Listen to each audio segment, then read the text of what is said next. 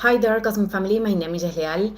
And today I wanted to talk about the energies of this next week from December 15th until December 21st. This week we have a lot happening. And this is something that I've been mentioning in the last transmissions because this is an end of the year that comes with a lot of closure, with lessons of contact with our inner truth. This is the topic of the new moon that we have this week too. This energy is going to be present from all the next days. I'm going to talk about more of that event, but the transits that I am going to comment are all contained in that lunation. So we have several tensions. I know that some people could feel a little bit tired right now at this point. But it is not the sky, the one that is producing things. It is our decisions, and then we have experiences that we cannot control, but we are required to transit. And I wanted to clarify that these tensions are determinant for people that perhaps weren't centering themselves in things that were truly aligned with their dreams and desires of the soul, could find that way, and for others to make adjustments that are going to allow them to descend to earth experiences that they have been working a lot in them. So as always, I'm going to go in order, but I'm going to clarify the range of manifestation. Okay, we start with December 15th. Mars moves out from Sagittarius and enters in Capricorn until January 23rd of 2026. And it is an excellent transit considering the other aspects that we have as tensions with Neptune that many times, could have the tendency to dispersion or confusion if we are not present. Remember that we can choose how to channel these energies.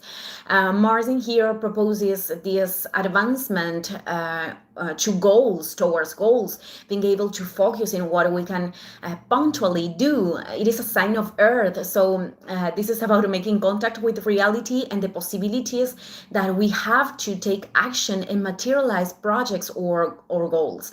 It is about taking responsibility for the advancement that we want to create in certain areas of life. It is a Mars with much consistency, and in its light, with this capacity to face challenges, there is no fear to ascend the mountain, but as every aspect could have its shadows that are more linked with, those goals. Only linked with material ambitions or status to obtain validation, external validation, but not truly related to the soul, or excess of focus in a specific result. And then we forget about the path, and we are over exigent. We are with ourselves, very focused in hyper productivity, when the path is life. The path is life and is as much as important as the goal. So the path is the goal, in fact.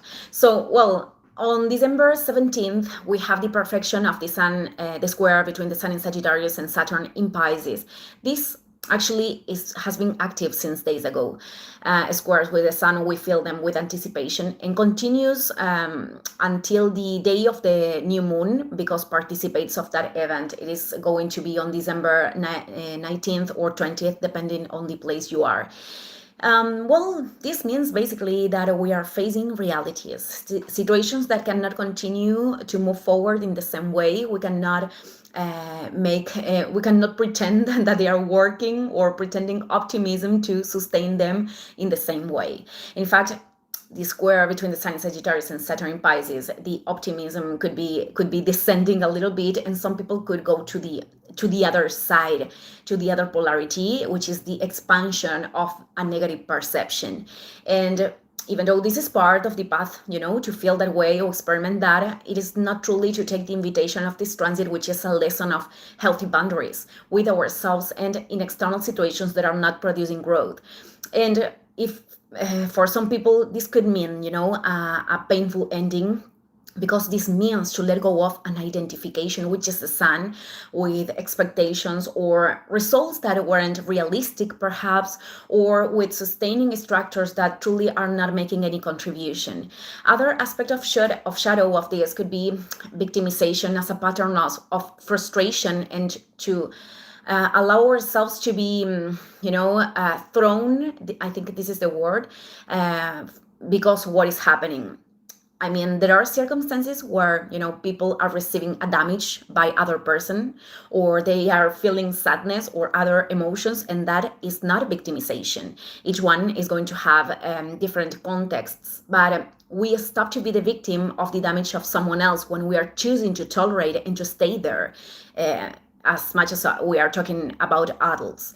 And other way of expression could be when we are not giving ourselves the place, and to take the proposal of life to learn, and we decide to just to not move forward anymore.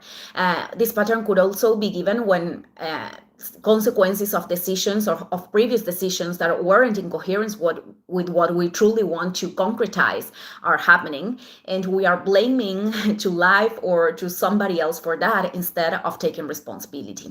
So from other perspective, there are people that, of course, they are moving forward over paths or creating structures that are aligned with their souls. And even though challenges could appear, challenges of final rectifications, of lessons to move forward to the next phase, because this is a beginning of a cycle this week. And the most important thing perhaps is to keep ourselves firm in which possesses this loving coherence with our inner side. Beyond many times taking these decisions could be a challenge for oneself, or perhaps it is about not adjusting to external expectations. We don't have the responsibility over the perceptions of others, but we do have it over what is among our possibilities to do regarding what we are noticing, because the sun leads us to be aware, to be conscious of something that we cannot unsee anymore, and we need to readjust. In this case, talking about attention. Okay. December 18th, Venus in Sagittarius, is creating a trine with Chiron retrograde in Aries. This is active from December 16th until 19th.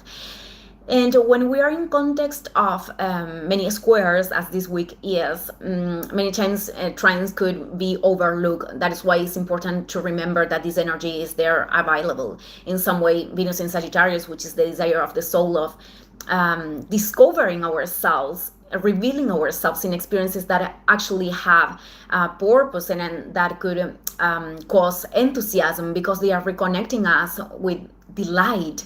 In this trine with Chiron retrograde in Aries could be the impulse to not be anchored in the pain, in the injustice, or in the conditionings that many times are making us believe that we are not capable of taking leadership for our path or taking initiatives to keep growing. It is about making the difficulties, the past difficulties or the present ones, a bridge to continue to move forward. And that is also a way of connecting with a perception of abundance that could represent Venus in Sagittarius, with the richness of the experience. Okay, on December 19th here in Argentina, or 20th, as I said, in other places, we have the new moon in Sagittarius, degree 28, square with Saturn and Neptune in Pisces. The square with Neptune, it is quite close by this moment, because it is in the degree 29 of Pisces. And the sun is going to perfect the next day that square. This cycle begins having to dissolve self-deceits that are pushing us away from our dreams. There are, several kinds of self-deceits that the mind could produce. I am referring that there are people that perhaps are dealing with this falling of veils in their relationships, illusions that are projected on others or in circumstances. But it could also be self-deceit, wanting changes in our lives, or generating certain results and not doing something about it, just imagining possibilities or probabilities. Could be a self-deceit, knowing that we are doing things to grow, that we are sustaining a path with coherence, and even though telling oneself that nothing is going to change and things and nothing is enough, anything is enough. So these are truths, and also external truths, that many people have been assimilating since the last week with the squares between Mars and these planets, are things that are important to continue. Also, this week, could be a moment of revelation of lies or disappointment situations that is also related with Neptune, not necessarily for everyone, but is related. And beyond the space that we need to give to emotions because it's healthy, the important thing is to focus in what we can learn about that, and not from a place of skepticism, disconnected from spirit, because many times when people are transiting a painful situation, let's say in a relationship, they could say, I learned that I cannot trust anybody.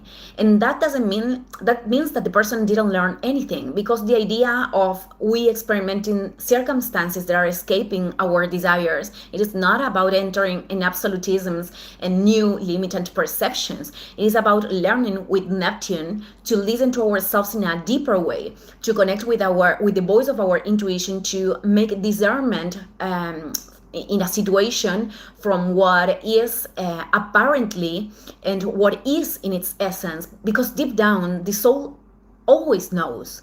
It is just that many times we decide to listen to our mind or what the mind desires to believe. And everything could be learning, everything is learning, but we also have to take the chance of extracting that light, even when we don't like those scenes. Okay. So on December 21st, we have several transits this day, so I'm going to make a summary. Venus in Sagittarius, we have in first place. Venus in Sagittarius squares Saturn in Pisces. This is what I commented at the beginning of the video, but with the Sun, but more centered in lessons in relationships, value, topics related to value, the self-value and resources and how we are generating them. And it is a great opportunity to decide responding to what inwards we know that is a commitment with oneself, a commitment with our emotional, spiritual, and relational maturity. So later we have Mercury in Sagittarius in a square with the lunar nodes, just as the previous transit participates of the new moon. And this presents choices.